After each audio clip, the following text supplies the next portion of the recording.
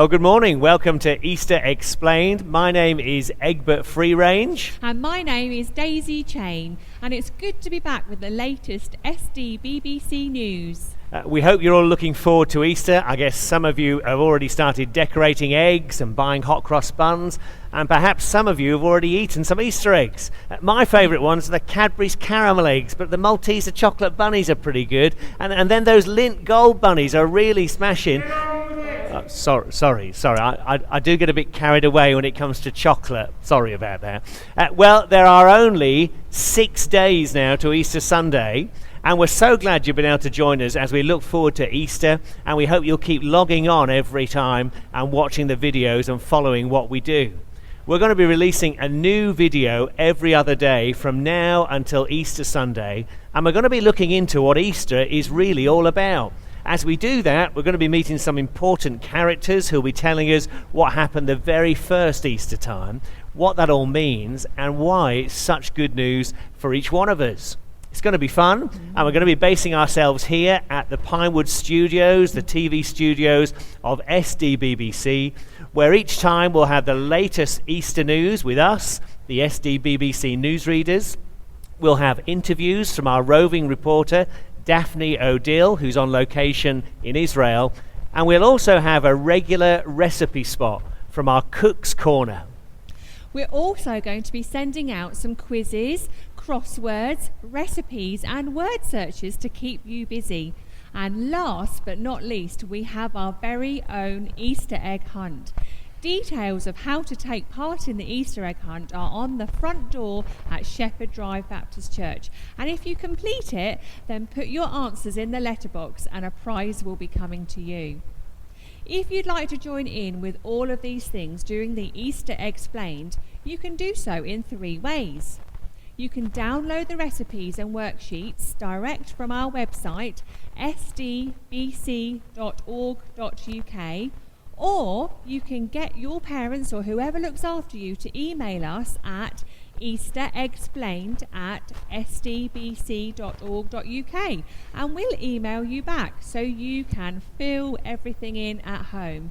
Or if you don't have a printer, don't worry. Right now there are packs of all the sheets that you'll need outside the front door of the church in plastic boxes. All you have to do is come along, pick up a pack for every child in your family, and whoever wants to take part can, and it's all completely free. Also, we would really love to hear from you and see pictures of what you make, or to hear any Easter jokes you may have. You can send your pictures and jokes to us in 3 ways. Firstly, by posting them on Facebook using the hashtag EasterExplained. Or secondly, you can email them to us by sending them to easterexplained@sdbc.org.uk, or you can just put them in the special post box just outside the church in Shepherd Drive. And we hope to show some of your pictures and use some of your jokes during the time, so please keep watching to see if yours appears. And if you do get in contact with us, then next week we'll send a prize for taking part. And finally, if Eggbert's jokes are really bad and don't improve by our final broadcast, then we will be giving Eggbert a egg custard pie face. And of course, we'll video the whole thing. Hold on, I never agreed to that. Where's my agent? That's not in my contract. Don't worry about it. It'll be good for you. And let's be honest, look at your wrinkles. You need all the help you can get. Well, we're now going to meet our roving reporter, Daph O'Dil, and find out what she's going to be doing over the next few days. Daphne, can you hear me? Where are you right now? Yes, hello, but please just call me Daph. Only my mother calls me Daphne, and I prefer plain old Daph O'Dil. Anyway, here I am in Israel, and I'm in the capital city, Jerusalem, and it's a city full of excitement and full of people right now. Why is it so busy? Well, it is a special time of year here, a time known as Passover.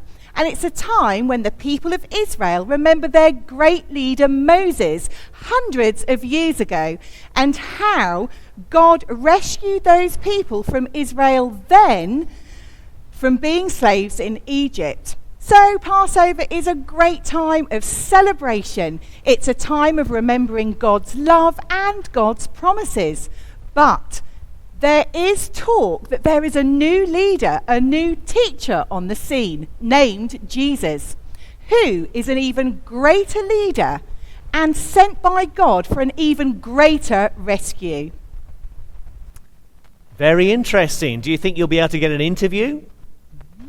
Well, that is what I'm here for. So I'm just on the lookout at the moment. Oh, hang on a minute. There is somebody coming right now. Excuse me. Would you mind answering a few questions? Sure, what would you like to know? Firstly, what is all this commotion about? And why are you waving palm branches? Haven't you heard? Jesus is here. The King is here. That's why we're all celebrating. What do you mean, he's the king? Well, hundreds of years ago, God promised that he would send a great king, somebody who would free us, somebody who would rescue us. And you think that Jesus is this king? How can you be so sure? Well, God also said that this great king would have special power. He would be able to make blind people see. He would be able to make lame people walk, deaf people hear, and that's exactly what Jesus has done. And lots of people have seen it with their own eyes, and he's done lots of other miracles too. There was a storm, and just by saying the words, "Be still," he stopped the storm. Everything went calm, the sea was calm, just like that. And before coming to Jerusalem, he raised a dead man, Lazarus, from back to life again.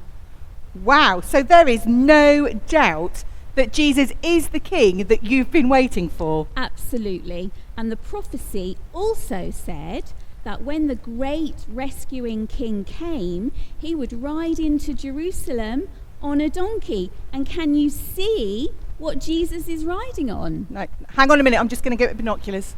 Hang on. Oh my goodness, you're right, he is riding on a donkey. See, there you go. Now, I really must go. I want to know what Jesus does next. And I can see some of his disciples, so I'm going to go and see where they're going. A disciple, what is a disciple? The disciples are Jesus' closest followers. There are 12, and they've been following Jesus for about 3 years now.